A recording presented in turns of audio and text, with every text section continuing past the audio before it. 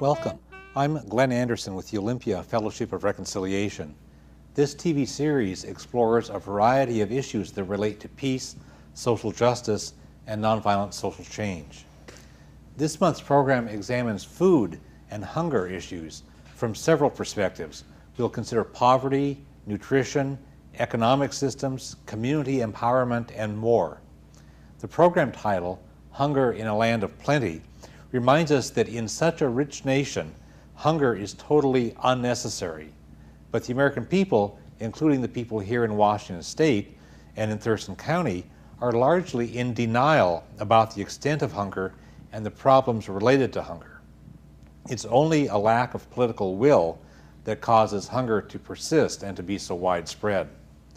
In preparing for the program, I also considered possibly a different title for the program. I thought about hunger and community solutions because we want to show the power of grassroots people to organize solutions to the problems of hunger and the lack of food access. So this program will examine both problems and solutions. We have a lot of information, and we have 4 very well-informed guests who will share their different parts of the information and their different perspectives. Barry Cannon is a coordinator of the Gleaners Coalition in Thurston County. Barry has a long history of community activism. He has a long history also in the gourmet restaurant business. He's an active volunteer helping the community in very hands-on ways. He's creating linkages to address larger food-related issues, including hunger and poverty and homelessness. So, Barry, good to have you here. Nice to be here, Glenn. Thanks. Robert Coit is the new executive director of the Thurston County Food Bank. He's a graduate of the University of Washington, and he's been fighting hunger for 10 years now. He's been the director of the Vance Thurston Senior Nutrition Program, a basic food outreach and education program, and the Senior Farmers Market. So, Robert, good to have you here. Thanks for inviting me. Shelley Curtis is the Nutrition Outreach and Food Policy Manager for Washington's statewide Children's Alliance. She promotes wider participation in federal nutrition programs. She also is the chair of the Anti-Hunger and Nutrition Coalition. Shelley has been a registered dietitian since 1991, and also she holds a master's degree in public health. Shelley, good to have you here. Thank you. And Steven Garrett is both a nutritionist and a geographer. He'll share some information and insights into the linkages between nutrition and the places where we live. I enjoyed reading a publication Steven wrote called Growing a Community Food System, and this has been used by activists in Thurston County and elsewhere. Steven also is a registered dietitian, and he's currently a doctoral student in geography at the University of Washington. Good to have you here, Steven. Thanks for inviting me. So we got this abundance of talent and information. It's going to be great to dig into this issue. I know we'll have a lot of things that even the viewers who are well informed will be learning a lot more. Let's start with the basic notion about food insecurity as well as the notion of hunger. We keep hearing about hunger, but lately we've also been hearing about what's called food insecurity. Robert, what do they mean by food insecurity? Often when we talk about hunger in our own communities and the world at large, we think of what we see on television with an infomercial or a regular commercial, and we see a TV personality walking down the street and it's muddy and there's a small child sitting in the mud with a large distended stomach and long skinny arms, and that's what we really think of when we think of hunger. But insecurity, food insecurity, is an issue more at home here in America, and it's a little different. When we talk about food insecurity, I can best illustrate that with a real story here in our local area where a second grade school teacher, as part of the curriculum, asked all the children in her class to talk about what they had for breakfast that morning. And as normal with second grade kids, everybody's hand shot up and they took turns talking about what they had for breakfast.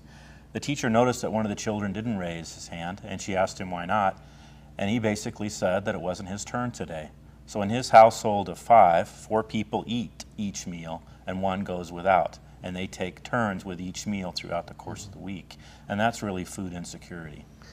The materials that I've been reading to prepare for the show and other at other times talk about people having access or not having access to food and nutrition program.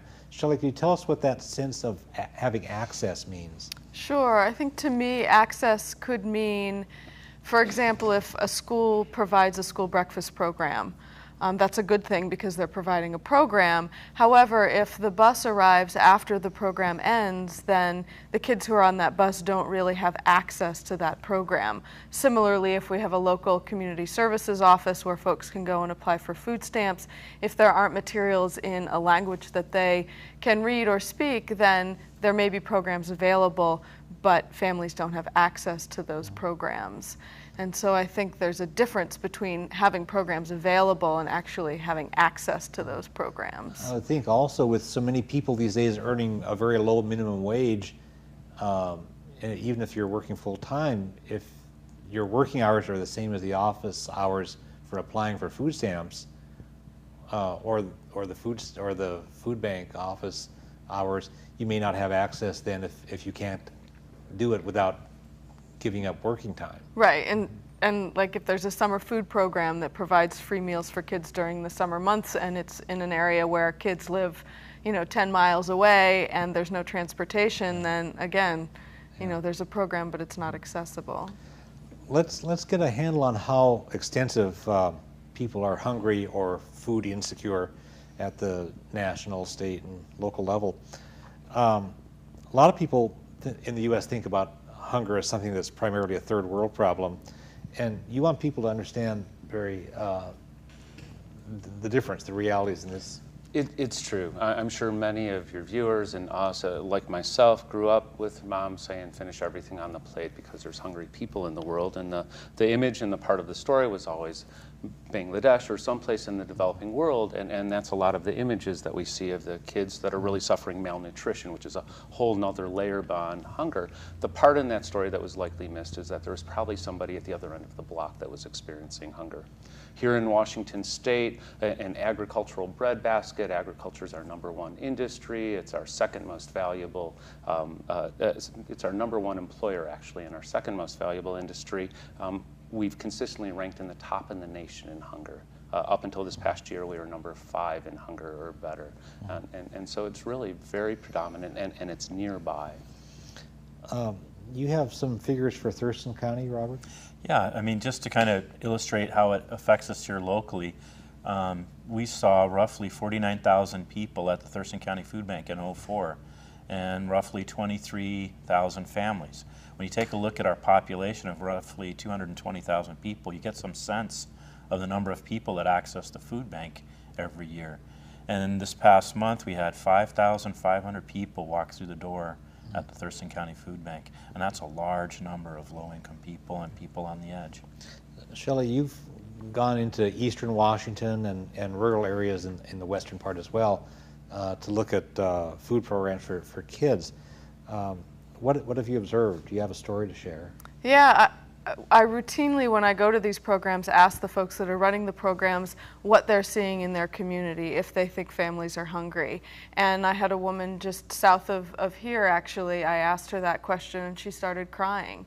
And she said that kids are coming to their program. They have not eaten breakfast. Many of them have not had dinner the night before, and they are just hungry, and they're tired. Their heads hurt, their bellies hurt. And that is what I'm hearing, routinely when I go out to do site visits. What happens to kids if they're experiencing that for an extended period of time? Well, it can be very damaging in many respects, certainly for their cognitive development, but also for their psychosocial and emotional development. And I think, we have a lot of actually very good research that shows the impact on academic achievement. Kids that are hungry cannot learn. And so it can be very damaging in a number of respects. So why are people hungry? What are some reasons that we may know of? Well, one of the reasons is, and it relates to what Shelley was talking about earlier about access to food, is that people, as we saw in New Orleans in Hurricane Katrina, is low-income people don't often have cars, and this is the way that people shop.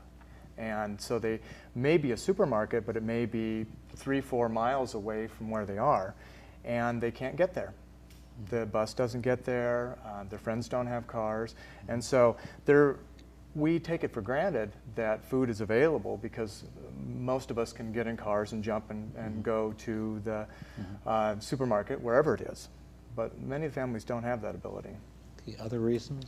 The principal cause revolves around poverty, and there's a lot, and we'll have a long conversation about that, but I think it's really important to put on the table right off the bat that hunger is not because there's not enough food in the world. The USDA estimates that 96 billion pounds of food are wasted in the United States a year, and it's been estimated that if just 1% of that was brought back into the system and distributed to the hungry, hunger would be gone.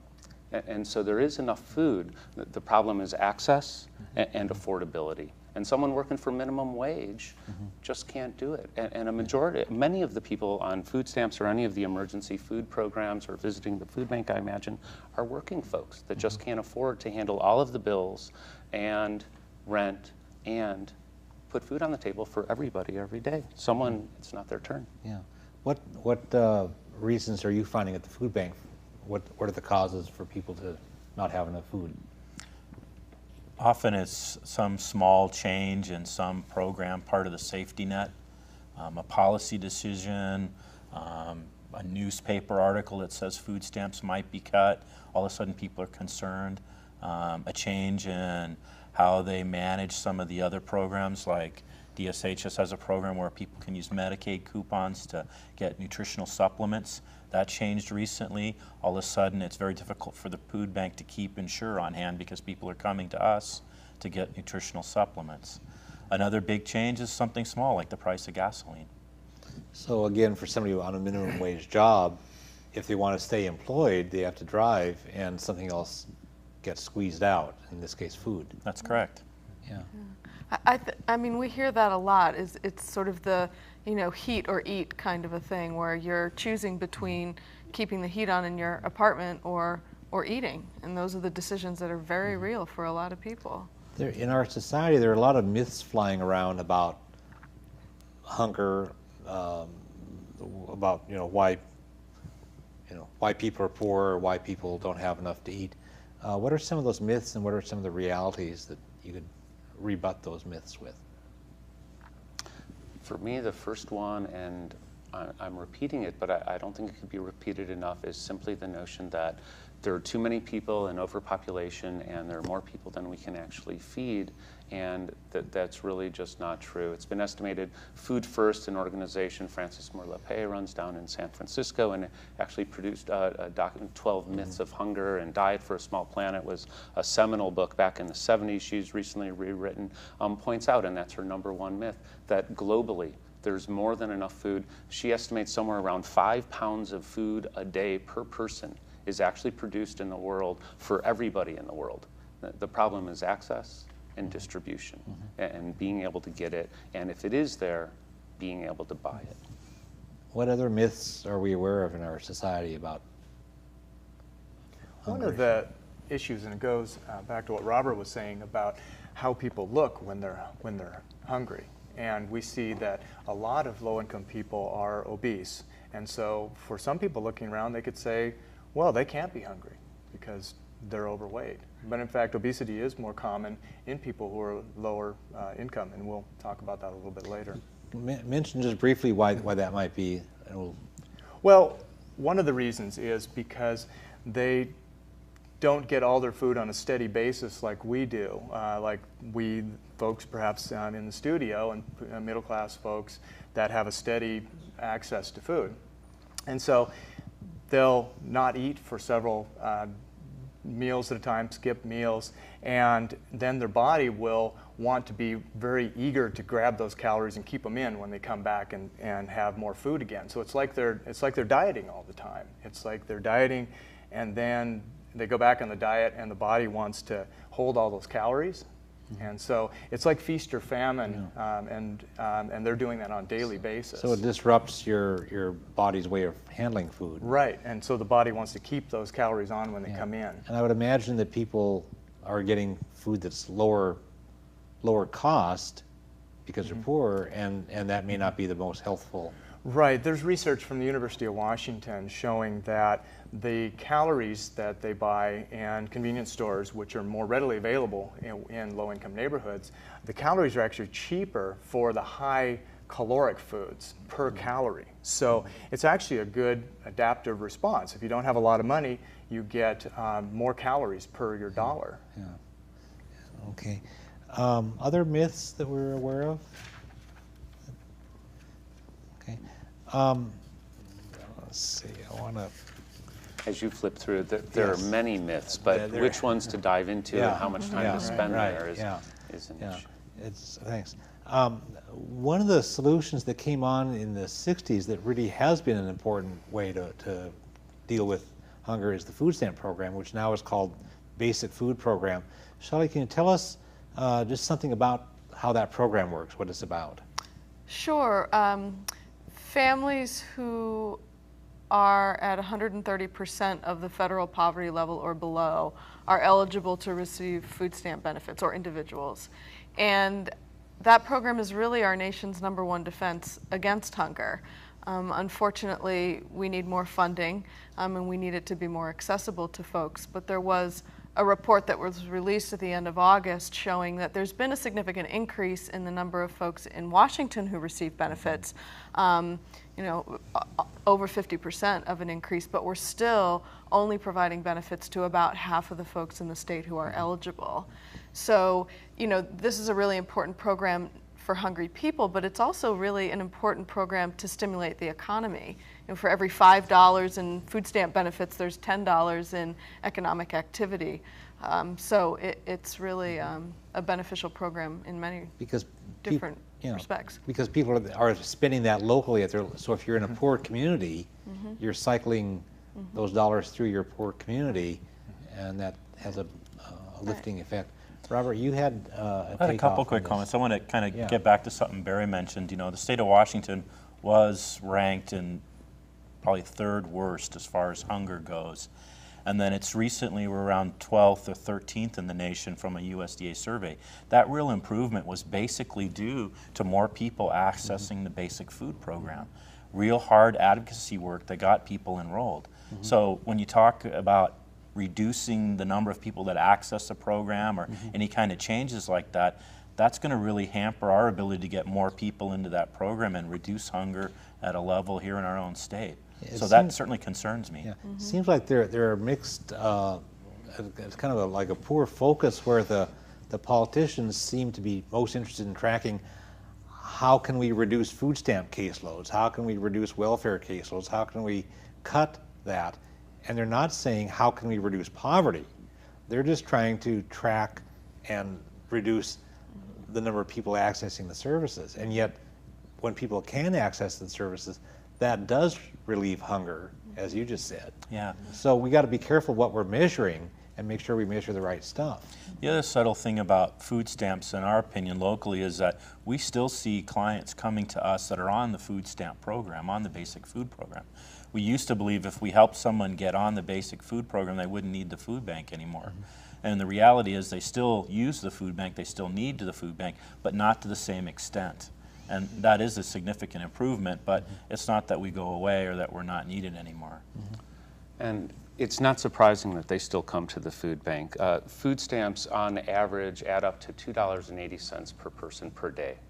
And so while it is the predominant program in the country, and I wholeheartedly agree that it's an essential program, and it's the primary way for folks to come in that are hungry and to alleviate that, it's not adequate. And it's not enough to really offer a well-balanced diet and one that's really going to help people thrive. It's not going to eliminate hunger. And it's far short of really taking care of everybody that's out there. Like Shelley pointed out, it's roughly about more than 50% of those who qualify based on income, not just in our state actually, but nationally are the numbers, are not even enrolled in the program. And the majority of the folks who are signing up for food stamps actually work. And so like you said, that brings us back to poverty and really addressing those issues, and living wage and affordable housing are two essentials. And political will. The Bush administration and the Republicans in Congress are still trying to cut food stamps.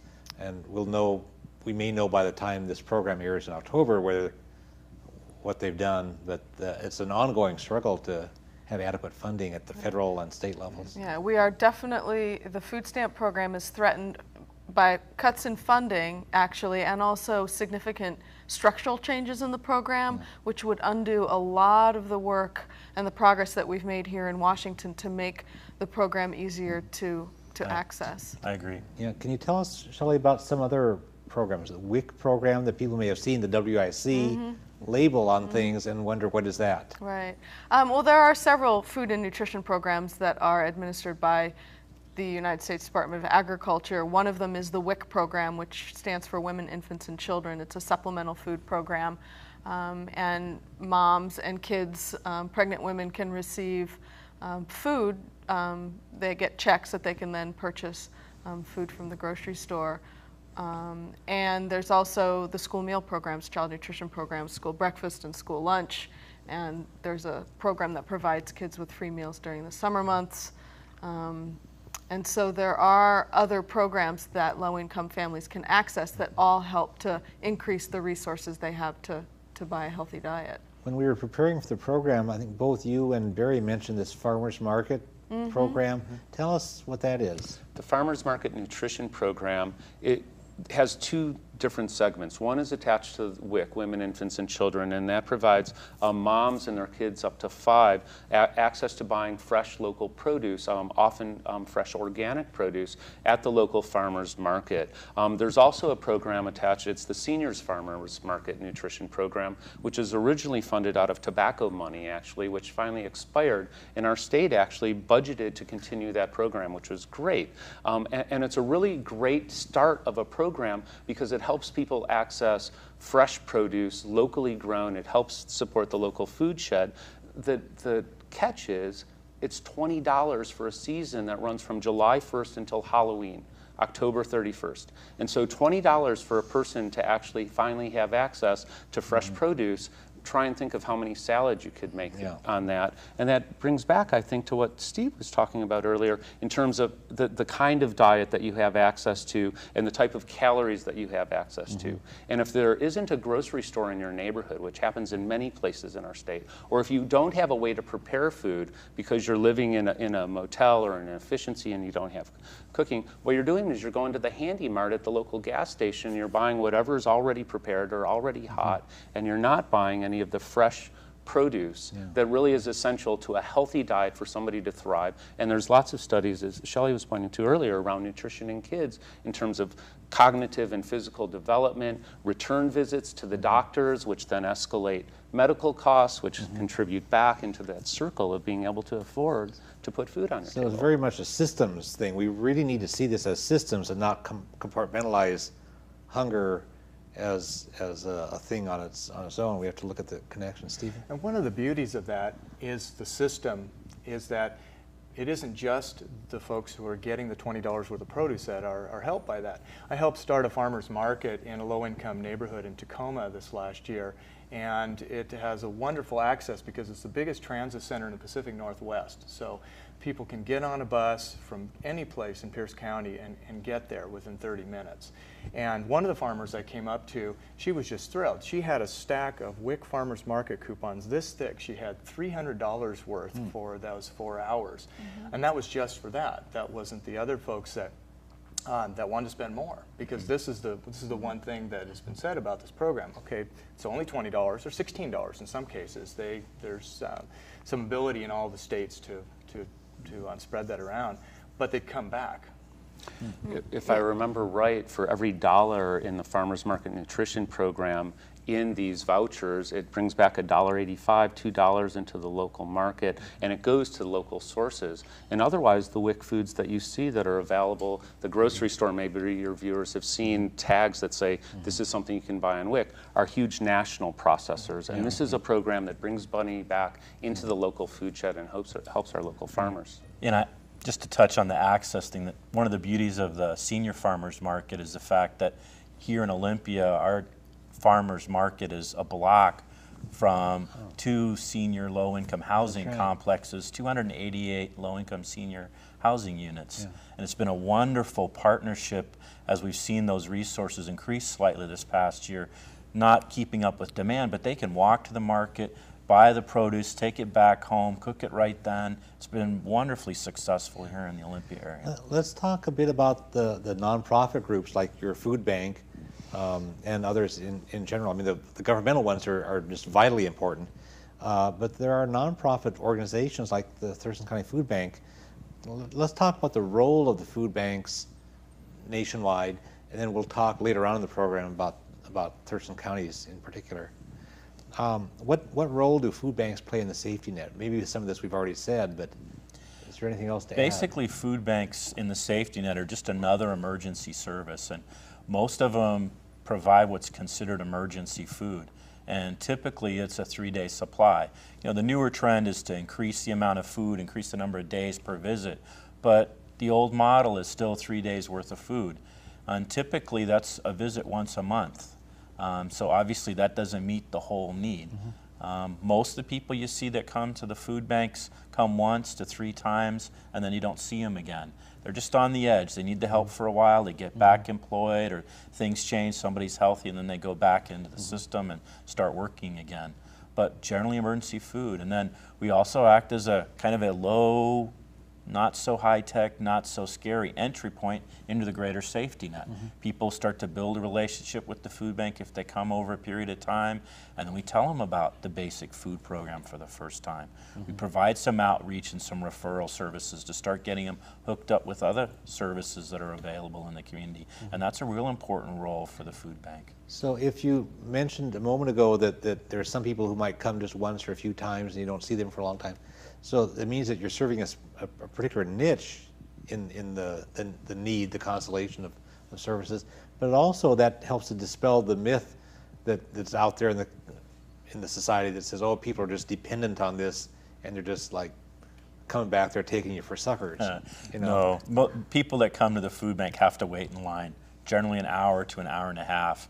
And although we do work very hard at giving them choices, and there are some choices, some things there are no choices. You just get the bag of food. Yeah. And you know, it's not the most pleasurable experience. And we live in a world where it's into a grocery store, buy my groceries, and out in 5 minutes. Okay, so there's another myth that we've dispelled. You bet. Steven?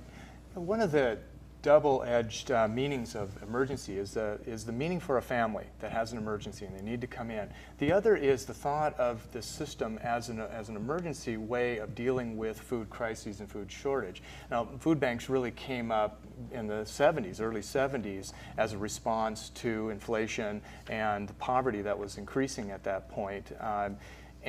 And you see that as an emergency, but they've become, of course, rather institutionalized. That's right. And so it's rather like FEMA having a constant hurricane in some place, and they're dealing with an emergency constantly. We have poverty as an institutionalized part of our society now, as the food banks have become. Yeah. So since you mentioned the hurricane, what effect is Hurricane Katrina having on the food bank, the emergency food system nationwide? Well, I mean, nationwide, obviously, there's a response to support the victims of Hurricane Katrina. And one of the organizations we work with, Food Lifeline, is part of Nation's Second Harvest, which, if you watch the news, is one of those groups that's sending, semi-trucks loads of food to help the relief there. But locally, it's always a challenge of juggling resources. And it is really hard not to say to someone, don't forget about your local community. And what I keep telling people is, if you've never given before, this is a great opportunity to give for the first time. And if I may, for what it's worth, I was at the Thurston County Food Bank just today after a gleaning event, and as much as I'd encourage people to share everything they can with the folks from Katrina, it's a horrific thing.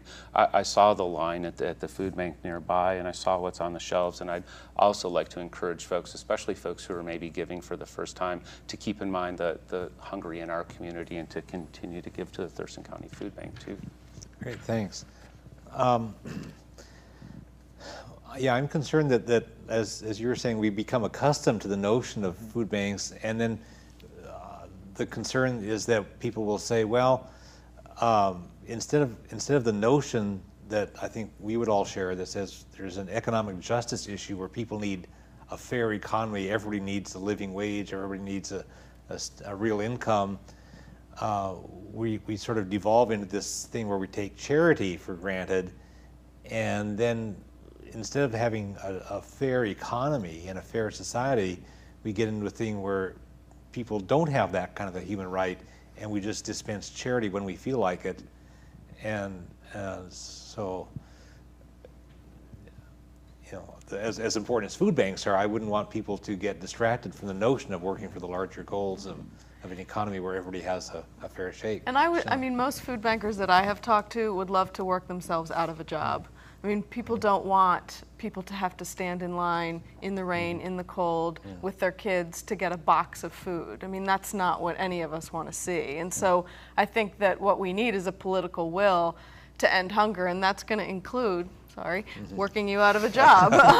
Well, and also I would hope that people would not feel like they've discharged their obligation to economic justice by giving an occasional can of food to the food bank, when what we should be doing is pressuring governments and pressuring the other decision makers in our society to have a fair economy. You can't just give a food bank a can to the food bank and say, well, I've done my thing now for the hungry. We got to vote the right way. We've got to act the right way. I completely agree, and a fair economy certainly is a big part of the heart of this story. But I also think that it's really important to talk about what are the components really to solve hunger, and I think a big part of it is something that we've touched on in a variety of ways, and that's about the local food system and the local food shed. That as long as there's limited access and people can't access the variety of foods, we're going to struggle with that. And also around this issue, we talked about it around WIC, about how that money brings in so much money to the local agricultural economy. Well, for every dollar that leaves the farm, and small farms are shrinking. In Thurston County, we live wrapped by small farms. The number of them are shrinking, the size of the farms are growing. For every dollar that leaves the farm gate, for every buck worth of produce, it ends up worth $5, $6 in the marketplace. Well, the farmer's not getting that money. And a huge part, and from our view with the gleaners, one of the keys at solving hunger is developing the local food shed, that food on our plate should not travel on average 1,500 miles to get here, that it has to come from nearby. And as much as I like bananas, and I want to have them in the middle of the summer and in February, the first thing is for me to support the farms that are around me and make sure that from that, I have everything on my plate that I need. And from there, look to the rest of the world. Okay, yeah, Stephen. Well, one of the issues here, and going back to our definitions of food security, we're seeing the end of cheap oil, some people are saying. And so this system of moving food around the whole world may be coming to an end in the short future. And if we don't save the farmland around, then we don't have food security for anybody, except for the very wealthiest who can always afford whatever kind of food they want. Yeah. But the other problem to that in the short term is how can low-income people afford fresh organic produce? We've created a two-tier food system where people like myself, my wife's a teacher, I'm a graduate student, we don't make a lot of money, but we can make that decision to spend $2.99 for organic peaches when they're in season. But the families that you see, Robert, that's probably not an option for many of those families. No. And you could imagine somebody on food stamps that gives an average of $2.80 a day per person. How are you going to go buy apples at $2.99 a pound? Yeah. One of the things, and we don't have the time to go really expand on the whole depth of it, but to just put on the table is the artificially low price of the food that organics are competing with. That you go buy bananas for 79 cents a pound, that's not the real cost of those bananas. The oil is subsidized, the transportation costs, the growing, the big producers, the producers that we see on the tags for the WIC tickets at the grocery store, Nestle and these big, huge companies, which are a lot of the providers of the emergency food system, really, they're the ones that get these subsidies, and those prices are depressed. If that was changed and if that system was shifted, then all of a sudden maybe $2.99 for organics would be competitive in the marketplace versus what we'd really be paying for the other food, or maybe we could shift our priorities and bring down the costs of our local food. Well, there's another subsidy in that people in these other countries that have extremely low wage, part of the reason why they have extremely low wage is because they have militaries that beat the crap out of them if they try to form a union. And they have, this repressive system in their government, and our government, the taxes that we spend for the Pentagon provide military weapons to keep those people down so that they don't have, there are a lot of little, I don't know how much that amounts to per pound of bananas, but there are all those other hidden subsidies that we aren't even aware of. So let's be aware of the true costs. And it's even beyond the military battles and all of that politics. Agribusiness, going abroad and bringing us this artificially cheap food. 60,000, there was a recent article, 60,000 small farms went out of business in Brazil as a part of big agribusiness coming in and cultivating soy. And so there's a whole relationship on where food comes from and who our producers are and what our food is. And for us here, I think the answer is to look to our local environment and bring food from nearby. Okay. We want to also talk about, in the time that remains, there's some time, but not an abundance of time, I want to hit the notion of the vending machines in schools, which is related to this. And two of you, Robert and Stephen, both of you mentioned when we were preparing for the show concerns about this. Do you want to? Well, I just think it relates back to that whole issue where the foods that are inexpensive are very high in calories and generally not nutrient dense. So that's what we gravitate for. And then we build that whole habit of that's what we buy. And it makes it hard on the parent at home that may be trying to introduce nutritious foods, whole foods, when they're competing with that at school. Yeah, and we got to find ways to help support those families, particularly the low-income ones, because they're fighting about not having enough food, they're fighting about the homework, they're fighting about siblings or neighbors or not good conditions in the home. We don't need to add to those worries. We need to find ways to support them. And one of the ways to do that is to provide the same kind of nutrition in the school system that we would expect them to do at home. And when there's junk food in the school is sort of lending its blessing to it as teaching what to eat. Stephen, you had concerns about this. Well, one of the beautiful things that's happening in Thurston County here is with Lincoln Elementary School. And you have a group of parent volunteers that really took charge of the dining that their kids were doing. And so they have food coming in from the local area now, organic, fresh produce coming in because of the parents taking over. And then results came. The kids were eating it. They were eating better, and they weren't spending a lot in the dining that they thought. And so it became institutionalized. So something now that the school is doing as part of what it does, not just a group of activist parents. But what's nice about this too is that Lincoln Elementary has served and the Greater Olympia School District as a model for the rest of the state. One of my summer jobs last summer was to put together a coalition in Skagit County to pretty much do the same thing that's happening here. Go ahead, you have something. I was just going to chime in because Lincoln Elementary is such a great model in many ways. And along with those programs, I just today was speaking with Karen Ray, who's one of the coordinators at Lincoln Elementary for their community gardens. And they especially grow these huge gardens with hoop house, and they have chickens and ducks, and they grow it to teach their kids about where their food comes from and what it looks like and what it's like to farm, and they participate in it. And they go out and they do nutrition classes, and they bring food in from this farm to eat. It's a great program. It's nearby. They have a big harvest festival coming up actually at the end of the month, and they're partnering with the That's Gleaner. at the end of September? If I remember, I don't have that date right off, but I'd encourage them to get in touch. Yeah, because the program will air in October, but the people can at least connect with it and get in touch. You're concerned, among other things, Stephen, about the geography and the interaction of our communities, what food is in the communities, and you have special concerns about cities. Well, it's about proximity again. It's those things that you can access very easily. So there's a vending machine in what they call competitive foods, which means it's competing with the lunch products. So this is the terminology in the school food system, that you can get junk food for just walking down the hall. It's very tempting to do it when getting lower cost food may not be as exciting to the kids. I remember when I was in junior high, for a while I was eating 2 candy bars and then washing down with the cheap subsidized milk. And I think this is tempting for kids to do.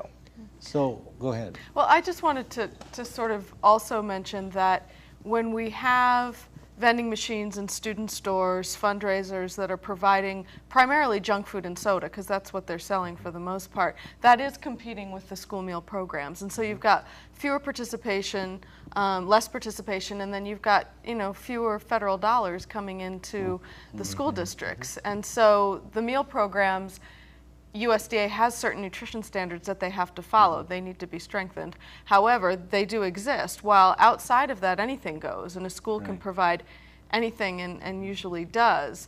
But in Washington, there was legislation passed last year that requires every district to develop a nutrition and physical activity policy. So some of these issues are being addressed, and what's going on in Olympia is a model for the state. And from the system standpoint, part of the reason why those vending machines are there is because the school gets to rake off a little bit of profit, and that's an indication that we aren't funding schools adequately. Absolutely. If they have to do this exploitative, commercialized junk food thing as a way to meet their financial needs.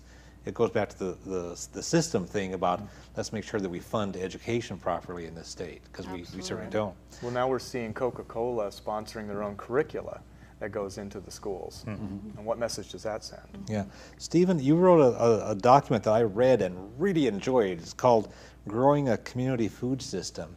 Tell us what the premise of that is, and if you can do it kind of briefly, or what the sense The idea was going back to what Barry's been talking about, is to start looking at how we start accessing food from our local growing area.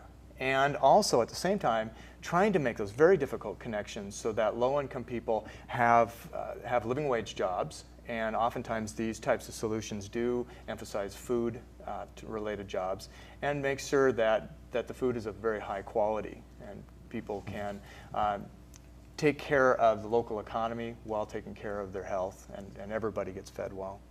You, when I read that, you had a kind of a 3-lobed diagram that I thought was really cool. It was showing interactions where you had sort of three parts for a sustainable food system. You had environmental health, economic vitality, social equity, and human health as the third lobe. And there's interaction among those. Can you?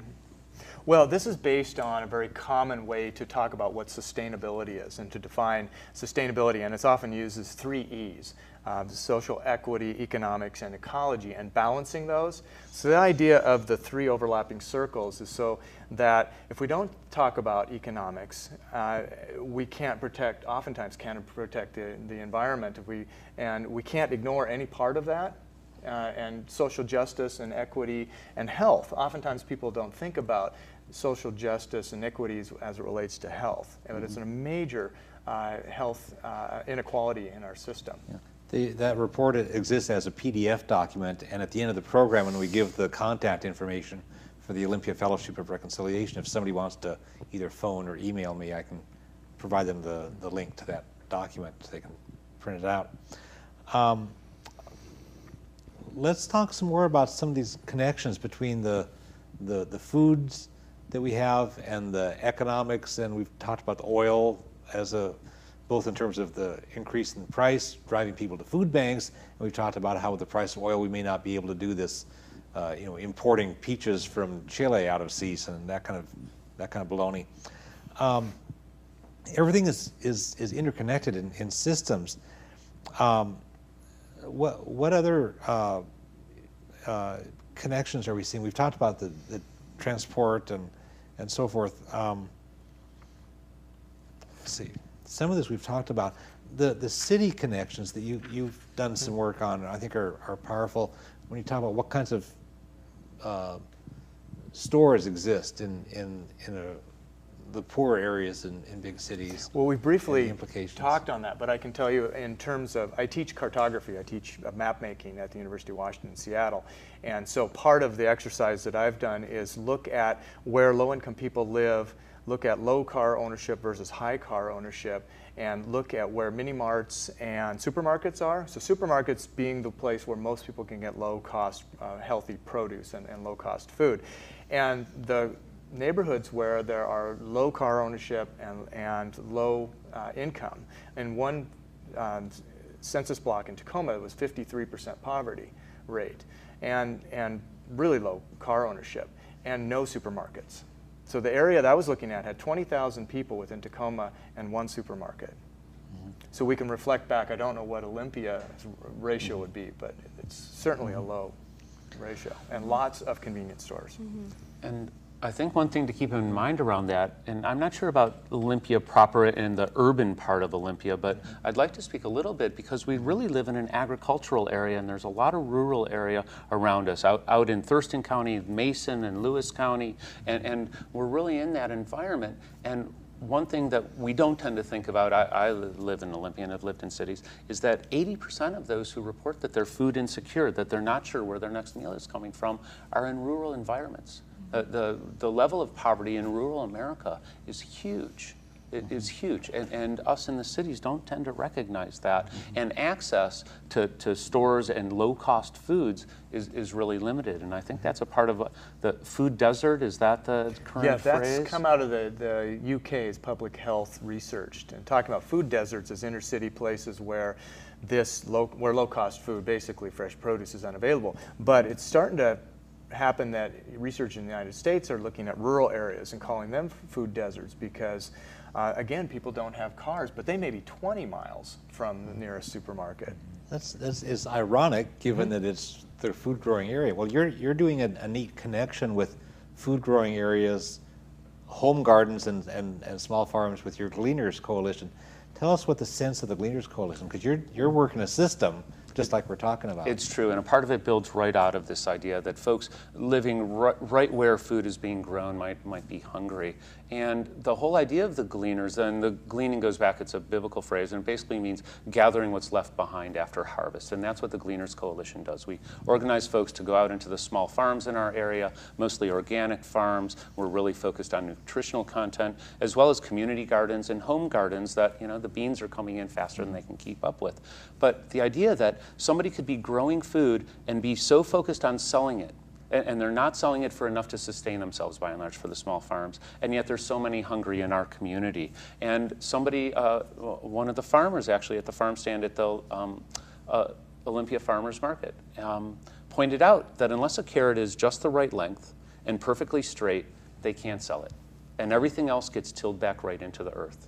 And with that in mind, and the USDA figure that 96 billion pounds of food are wasted in the United States and all of this hunger, we just thought that really the first step was to connect all of this food that is going to waste or being left behind and the folks that are hungry.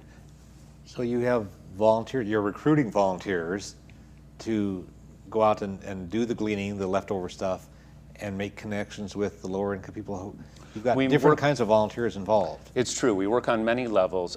Just this afternoon, we were out at Kersop Farm, which is one of the pivotal farms in us developing how we do this. They're in Olympia, and we were out helping them plant lettuce, because a part of our model is to help the small farms in their work to make what they're doing more affordable and bring food in. And in return, I brought to the Thurston County Food Bank today roughly a couple 100 pounds worth of produce that they had that was left, that was surplus after harvest. We also just a couple weeks ago, a couple days before this, we taped this show actually for your viewers, 20 AmeriCorps volunteers from the Community Youth Services in Olympia came out helping dig in a new community garden with a project that's evolving in our community, the Thurston County Community Food Project, they're being called, to grow food and help the community grow food. I talked today with Blue Pete's with Grub, Garden Raised Bounty, that has both a farm where they work with at-risk youth and really empower them around hunger and agriculture, and they also build kitchen gardens. So we're a part of building a coalition with many organizations, and the end result is ending hunger and supporting the local food shed, because we think that's where the answer is. I want to give the viewers the contact information for the Gleaners Coalition. Thanks. And then we'll repeat this at the end of the program, but folks in Olympia, or in our area, code 360, can call 705-2375. They can also go to your website, www.gleanerscoalition.org. And you work with also Thurston County Farm and Garden Group, is that the right name? Yeah, many groups, and Lincoln Elementary, and without the participation of the community, the Gleaners wouldn't be happening. And I think that what we've really seen is the community stepping forward, one, because there's a recognition that there is hunger, and two, the knowing that we can solve it. Okay, we're getting tight on time, but I want to cover the Gleaners Cafe, which is a cool idea, and then we want to talk to the organizations that both Robert and Shelley work with. Gleaners Cafe, what's the concept? Well, we're working towards opening the Gleaners Cafe in the fall of next year, and it builds on the model of Sisters of the Road in Portland, which has been there since 1985, and Boomtown Cafe in Seattle. And in short, it's a subsidized food, a restaurant really, where $1.25 or so for breakfast, $1.75 for lunch. If you can't afford that, you can work 15 minutes for your meal, actually wash your dishes for your meal. And the idea is that, well, it hinges on the fact that so many people who are hungry, who can't afford food, also can't prepare it. It's also, rather than simply a soup kitchen where people come in with their hands out, they're empowered. And it'll be a place where the entire community can come. And if you could afford $5 for lunch, the menu will be inviting, the place will be safe. You can come in and you can know that with your lunch, you're not only having a great meal, but you're helping somebody who might not have been able to eat. Okay. Thanks. Robert, the Thurston County Food Bank has been around for a long time. It's one of the great nonprofit organizations in the community. You're located kind of on the north edge of downtown? Yeah, we're basically on Thurston Avenue, 2 blocks closer to the water from State, and very close to the intercity transfer station on State Avenue. And what kinds of food are you needing? Like folks donate, and we're pretty tight on time, so we have to squeeze this down a bit, but there are some kinds of foods that are much in demand. Right. The thing that we mostly ask the community for is non-perishable foods, things that are easy to store, transport, that we can warehouse for lean times, like the summer months. And sort of the top 5 are always protein-related items: beef stew, tuna fish, canned meat, that everybody loves Spam, but Spam, deviled ham, deviled chicken, chili with meat, vegetarian chili, beans in general. And right now, even canned fruit is in high demand as we try to encourage people to eat more fruits and vegetables. So those would be sort of my top 5 things in demand. And I would imagine money is always important because there must be things you have to buy. Well, sure, and that's the other part of it. When people donate to food bank in cash, we use that money to buy the non-perishables. We offer meat, generally everything from hot dogs, kielbasa, chicken, to the clients that come, as well as fresh produce and vegetables. And we buy those things, and we give them eggs and butter, and those are all purchased. And then there's a whole support system for food banks in general where you can buy food at a very low cost, but it takes money. And we sure appreciate all the overhead you're doing for coordinating food related, as we've been talking about here, seeing this in the context of everything. Yeah, we're blessed in our community that we have a very good group of food banks, even in our rural communities, and people don't realize that there's a food bank in Yelm, very successful, run by Yelm Community Services, that offers a whole plethora of services to the community. We have food bank in Tenino. We have 2 food banks in Rochester, another rural community. We have a new food bank trying to get up and started in Rainier, and we even have a food bank in Lacey through the Sacred Heart Ministries, and basically it complements the services we provide. So there are a lot of resources available, but what's available when they're open really depends on community support. Right. And I want to give the phone number, and we'll repeat the phone number on the website at the end of the program, but you're in Olympia, 352-8597. And I know we're running short. We got 2 quick minutes left. We'll put on the plug for the website for the Children's Alliance, but you're doing wonderful stuff. You even have a 1-800 number working on these programs. It's 1-800-854-KIDS, and we'll plug that at the end as well. I know you're doing a lot of good advocacy work. You're trying to work through the legislature. You need to get people involved, and your website has a way that people can connect and go to the what do you call Action? The Children's Action Network. Okay. They can get to the Children's Action Network through our website. So I went to the website and I found that I could get to the thing where you can sign up and say, keep me informed, and plug me into the process. The whole thing really does revolve around political will. You know, if we can get the viewers mobilized to lean on the people who have to do with the politics and the systems, we can make a lot of progress. We want to make sure that people know that these entities exist. The Children's Alliance at 1-800-854-KIDS, www.children'salliance.org, and you're statewide, which is good. And the Thurston County Food Bank, 360 area code 352-8597, www.thurstoncountyfoodbank.org. The Gleaners Coalition, www.gleanerscoalition.org, and the phone 705-2375. So I want to thank all 4 of you, Barry, Robert, Shelley, and Steven. It's been a lot of information. There's a lot of need, and I'm glad that you folks, plus all the other people that you work with, are making things happen. For information about this topic or other issues, you can contact the Olympia Fellowship of Reconciliation at 360-491-9093. We're all one human family. We all share this one planet. We can create a better world, but we all have to work at it. And the world needs you. You can help. Thanks for watching.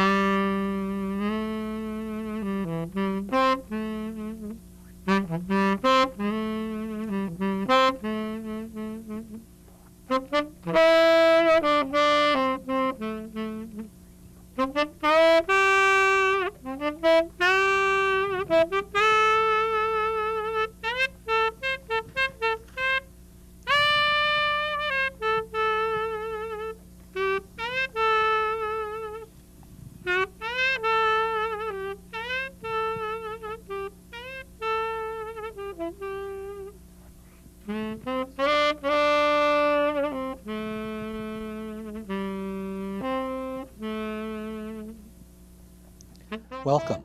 I'm Glenn Anderson with the Olympia Fellowship of Reconciliation. This TV series explores a variety of issues that relate to peace, social justice, and nonviolent social change. This month's program examines food and hunger issues from several perspectives. We'll consider poverty, nutrition, economic systems, community empowerment, and more. The program title, Hunger in a Land of Plenty, reminds us that in such a rich nation, hunger is totally unnecessary. But the American people, including the people here in Washington State and in Thurston County, are largely in denial about the extent of hunger and the problems related to hunger. It's only a lack of political will that causes hunger to persist and to be so widespread. In preparing for the program, I also considered possibly a different title for the program. I thought about hunger and community solutions because we want to show the power of grassroots people to organize solutions to the problems of hunger and the lack of food access. So this program will examine both problems and solutions. We have a lot of information, and we have 4 very well-informed guests who will share their different parts of the information and their different perspectives. Barry Cannon is a coordinator of the Gleaners Coalition in Thurston County. Barry has a long history of community activism. He has a long history also in the gourmet restaurant. When we think of hunger. But insecurity, food insecurity is an issue more at home here in America, and it's a little different. When we talk about food insecurity, I can best illustrate that with a real story here in our local area where a 2nd grade school teacher, as part of the curriculum, asked all the children in her class to talk about what they had for breakfast that morning. And as normal with 2nd grade kids, everybody's hand shot up and they took turns talking about what they had for breakfast. The teacher noticed that one of the children didn't raise his hand, and she asked him why not, and he basically said that it wasn't his turn today. So in his household of 5, 4 people eat each meal and 1 goes without, and they take turns with each meal throughout the course of the week, and that's really food insecurity. The materials that I've been reading to prepare for the show and at other times talk about people having access or not having access to food and nutrition program. Shelley, can you tell us what that sense of having access means? Sure. I think to me, access could mean, for example, if a school provides a school breakfast program. That's a good thing because they're providing a program. However, if the bus arrives after the program ends, then the kids who are on that bus don't really have access to that program. Similarly, if we have a local community services office where folks can go and apply for food stamps, if there aren't materials in a language that they can read or speak, then there may be programs available, but families don't have access to those programs. And so I think there's a difference between having programs available and actually having access to those programs. I think also with so many people these days earning a very low minimum wage, and even if you're working full time, if your working hours are the same as the office hours for applying for food stamps, or the food bank office hours, you may not have access then if you can't do it without giving up working time. Right, and like if there's a summer food program that provides free meals for kids during the summer months and it's in an area where kids live, 10 miles away and there's no transportation, then again, there's a program but it's not accessible. Let's get a handle on how extensive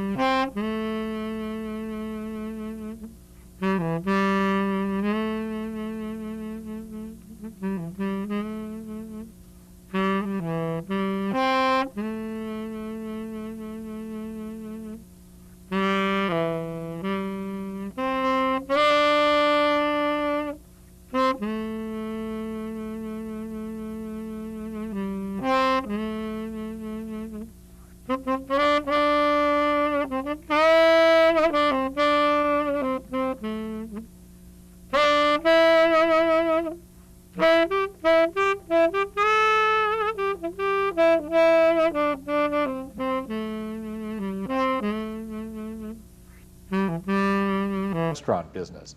He's an active volunteer helping the community in very hands-on ways.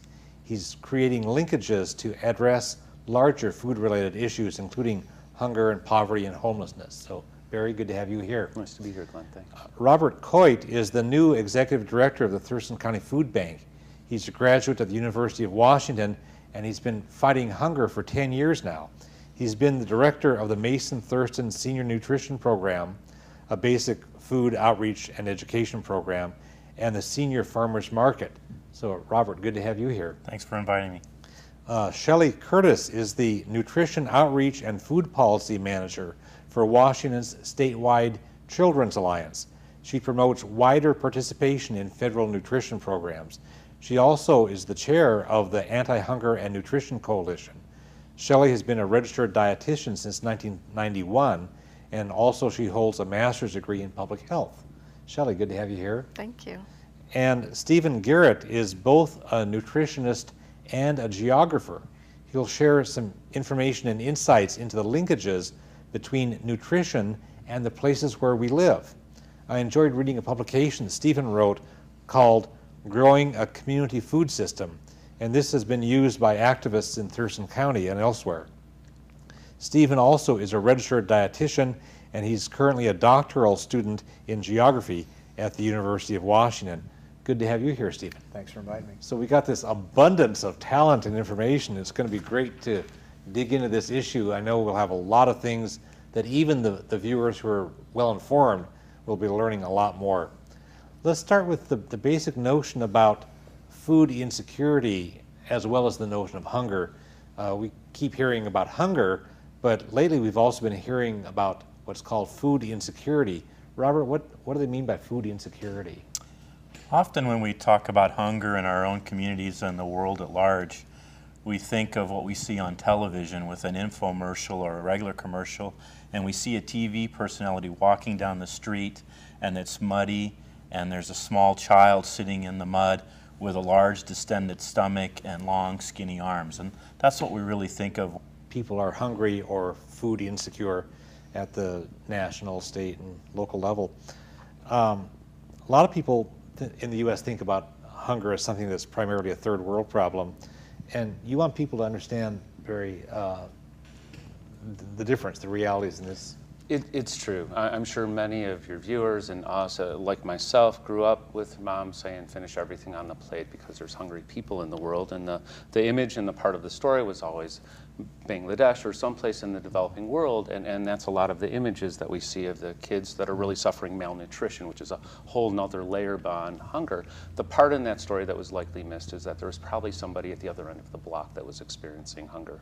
Here in Washington State, an agricultural breadbasket. Agriculture is our #1 industry. It's our second most valuable. It's our #1 employer, actually, and our second most valuable industry. We've consistently ranked in the top in the nation in hunger. Up until this past year, we were #5 in hunger or better. And so it's really very predominant, and it's nearby. You have some figures for Thurston County, Robert? Yeah, I mean, just to kind of illustrate how it affects us here locally, we saw roughly 49,000 people at the Thurston County Food Bank in '04 and roughly 23,000 families. When you take a look at our population of roughly 220,000 people, you get some sense of the number of people that access the food bank every year. And this past month, we had 5,500 people walk through the door at the Thurston County Food Bank, and that's a large number of low-income people and people on the edge. Shelley, you've gone into eastern Washington and rural areas in the western part as well to look at food programs for kids. What have you observed? Do you have a story to share? Yeah, I routinely, when I go to these programs, ask the folks that are running the programs what they're seeing in their community, if they think families are hungry. And I had a woman just south of here, actually. I asked her that question, and she started crying. And she said that kids are coming to their program. They have not eaten breakfast. Many of them have not had dinner the night before, and they are just hungry, and they're tired. Their heads hurt, their bellies hurt.